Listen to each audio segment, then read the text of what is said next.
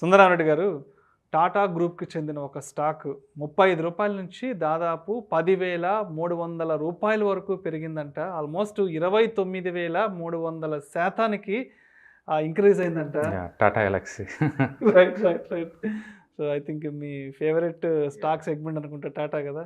So, ఏంటసలు అంటే అంత లెవెల్‌లో ఎలా రీచ్ అయిందంటారు అసలు రూ. 30 నుంచి 10,300 రైట్. సో, టాటా గ్రూప్‌లో చాలా ఉన్నాయండి చిన్న చిన్న కంపెనీస్. వాళ్ళు మొదటి నుంచి కూడా TCS, Tata steel, Tata Motors ఇవే చాలా ఫేమస్ గానీ చిన్న ఏరియాలో ఆపరేట్ చేసే కంపెనీ చాలా ఉన్నాయి వాళ్ళ దగ్గర. ఇప్పుడు కానీ చంద్రశేఖరన్ ఎప్పుడైతే చైర్మన్ అయ్యాడో అప్పటి నుంచి టాటా గ్రూప్ స్టాక్స్ అన్నిటి కూడా పెద్ద కంపెనీస్, చిన్న కంపెనీస్ అన్నీ కూడా ఒక రకమైన యాక్టివిటీ బాగా వచ్చింది, చాలా బాగా వచ్చేసింది. టాటా గ్లోబల్ కావచ్చు, టాటా కాఫీ కావచ్చు, ఈవెన్ టిన్పిన్ కావచ్చు, ఇలాంటివన్నీ కూడా. అందులో ఈ మధ్య వాళ్ళు ఏంటంటే చాలా సీరియస్గా ఎలక్ట్రికల్ వెహికల్స్లోకి ఎంటర్ అయ్యారు. వాళ్ళు ఎప్పుడైతే ఎలక్ట్రికల్ వెహికల్స్లోకి సెగ్మెంట్లోకి ఎంటర్ అయ్యారో దాంతో ఒక్కసారిగా ఈ ఎకో మెకానిజం ఏదైతే ఎలక్ట్రికల్ వెహికల్తో లింక్ ఉన్న కంపెనీస్ మొత్తం టాటా ఎన్ని కావచ్చు, టాటా పవర్ కావచ్చు, టాటా ఎలక్సీ కావచ్చు, టాటా కెమికల్స్ కావచ్చు, ఇవన్నీ టాటా మోటార్స్ కావచ్చు, మొత్తం ఎలక్ట్రికల్ వెహికల్స్తో లింక్ ఉన్న కంపెనీస్ మొత్తం కూడా ఒక్కసారిగా మూమెంట్ వచ్చేసి అన్నీ కూడా 200%, 300% మూవ్ అయినాయి. ఇంటర్లింక్ కంపెనీస్ మొత్తం కూడా. ఈ టాటా ఎలక్సీ ఏంటంటే చాలా చిన్న కంపెనీ అండి టాటా ఐటీ కంపెనీస్ అన్నింటిలో కన్నా. ఇప్పుడు మనం మాట్లాడుకున్న ఇప్పుడు లైవ్ మార్కెట్లో అది 9,600 ఉంది Tata Elxsi. Market capitalisation 60,000 crores అండి. అంటే చిన్న కంపెనీ ఇప్పటికి, అది చిన్న కంపెనీ. కాకపోతే వాళ్ళు చిప్ లెవెల్లో చిప్ డిజైన్లోకి ఎంటర్ అవుతున్నారు, మైక్రో చిప్స్లోకి ఎంటర్ అవుతున్నారు అనమాట. అది టాటా స్టీల్కి ఇటు కావాల్సిన టెక్నాలజీలోకి, మ్యానుఫ్యాక్చరింగ్ రెండింటిలోకి ఎంటర్ అవుతున్నారు. Tata brand plus chip manufacturing అంటే అది చాలా పెద్ద బిజినెస్ ఏరియా అనమాట. దాంతో ఏంటంటే ఎఫ్ఐఎస్ వీళ్ళందరూ ఒక్కసారి క్వాంటమ్ ఏం చేశారు. మనం జాగ్రత్తగా ఈ బ్యాలెన్స్ షీట్ ప్రాఫిట్ లాస్ మనం చూసినట్లయితే ఎఫ్ఐఎస్ ఇంతకుముందు ఎర్లియర్ 5 years బ్యాక్ వాళ్ళ కింద కేవలం 7% అండి. ఇప్పుడు వాళ్ళు 14% తీసుకున్నారు దాంట్లో వాట. దాంతో ఈ ఎఫ్ఐఎస్ బాగా షాపింగ్ చేయడం వల్ల, రిటైలర్స్ అందరూ ఇది అవటం వల్ల, అంటే టాటా వాళ్ళు చిప్ మ్యానుఫ్యాక్చరింగ్ అండ్ డిజైన్లోకి ఎంటర్ అవుతారన్న న్యూస్ రావడంతో ఒక్కసారికి మార్కెట్లో ఎక్కడ లేని మూమెంట్ స్టార్ట్ అయింది. టీసీఎస్కి ఉల్టా పోతుంది. టీసీఎస్ ఏమో డౌన్ అవుతూ ఉంటే ఇది మోర్ యాక్టివ్. ఎందుకంటే ఇండియాలో మ్యానుఫ్యాక్చరింగ్ కంపెనీ చాలా తక్కువ ఐటీ ఏరియాలో. అన్ని సర్వీస్ ఓరియంటెడ్ ఇండస్ట్రీసే. ఎల్ఎన్టీ టెక్నాలజీ సర్వీసెస్ ఒకటను టాటా ఎలక్సీ రెండే ఉన్నాయండి. బోత్ ఆర్ గుడ్ కంపెనీస్ బేసికల్గా.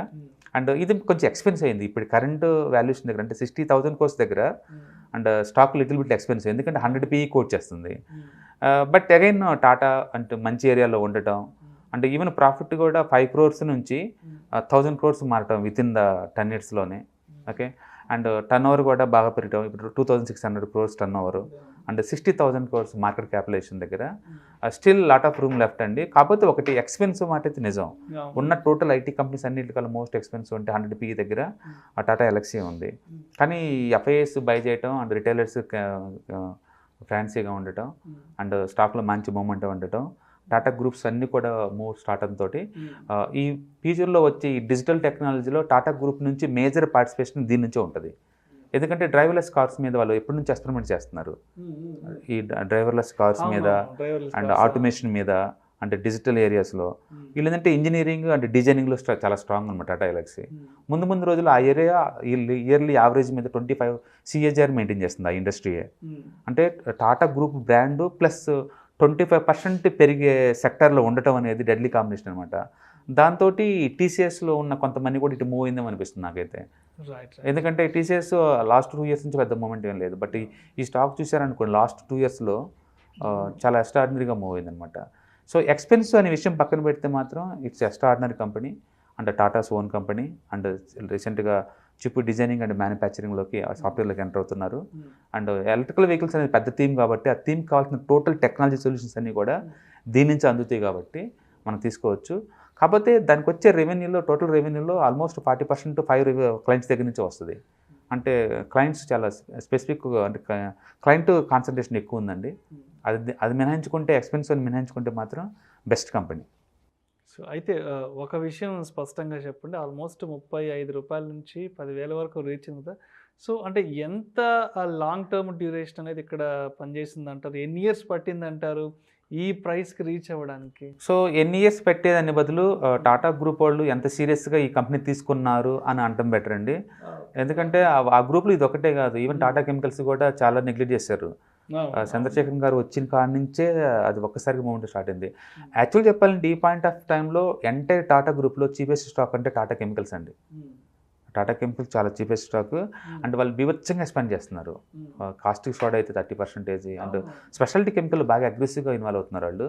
అండ్ బ్యాటరీ వెహికల్స్ కావాల్సిన స్పెషాలిటీ కెమికల్స్ కూడా ఆ కంపెనీ నుంచి వస్తుంది. ఈవీ సెగ్మెంట్ కి సంబంధించి నెక్స్ట్ 3-4 ఇయర్స్ చాలా ఉంటుంది. ఒక ఎంపైర్ క్రియేట్ రైట్. ఎందుకంటే అది అమెరికాలో అయితే ఫ్లాప్ థీమ్ అండి. యాక్చువల్లీ ఎలక్ట్రికల్ థీమ్ అంత హిట్ ఏం కాదు. ఒక అమెరికాలోనే 5 కంపెనీలు దివారా తీసినాయి లాస్ట్ 2 ఇయర్స్లో. బట్ ఇండియాలో అలా కాదు. Electrical vehicles almost oil and gas వాటికి పోటీ ఇస్తున్నాయి. అంటే ఇండియాలో నువ్వు 2 వీలర్ తీసుకున్నావు అనుకోండి, 1 lakh డీజిల్ వచ్చేవి కూడా 1 lakh ఉన్నాయి. పెట్రోల్ డీజిల్తో కొన్నా ఎలక్ట్రికల్ వెహికల్స్ కూడా నీకు 1 lakh వస్తున్నాయి.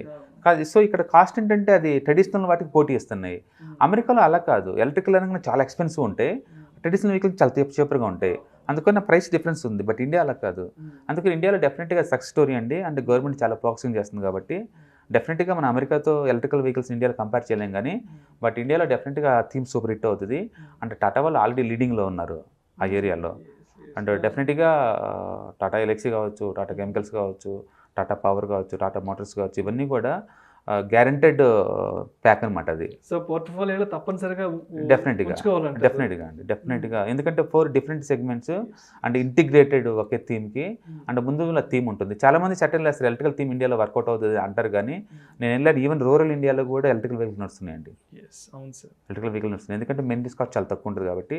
మోర్ ఓవర్ ఏంటంటే ప్రైస్ చాలా రీజనబుల్గా ఉంది. ఇంత ముందులాగా ట్రెడిషనల్ వెహికల్తో పోల్చుకుంటే 2 times 3 times లేవు గవర్నమెంట్ సబ్సిడీ ఇచ్చిన తర్వాత. అందుకని డెఫినెట్గా ఆ థీమ్లో ఉన్న స్టాక్స్ని మనం బై చేసుకోవచ్చు. అండ్ ఆఫ్టర్ రీసెంట్ కరెక్షన్ తర్వాత ఇంకా బెటర్. కాకపోతే టాటా ఎల్ఎక్సీ ఇట్స్ అంటే ప్రీమియం ఎప్పుడు ఆ స్టాక్ చాలా ఎక్స్పెన్సివ్లో ఉంటుంది. But still good performance. Like Titan లాగానే టైటాన్ ఎప్పుడు కూడా 40p తగ్గదు. But still it's leading ultimate.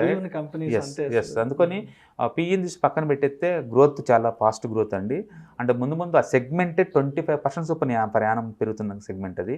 అందుకని ఆ ముందున్న గ్రోత్ చూసుకుంటే కరెంట్ పీ ఎక్స్పెన్స్లా కనిపిస్తున్నా సరే still that is good stock to buy. Depend by చేసుకుంటూ పోవచ్చు వాటిని. బట్ ఇప్పుడున్న అట్లా రీజనబుల్ వాల్యూషన్ అంటే మాత్రం I like Tata chemicals. Thank you sir. Thank you so much Sundara Reddy గారు.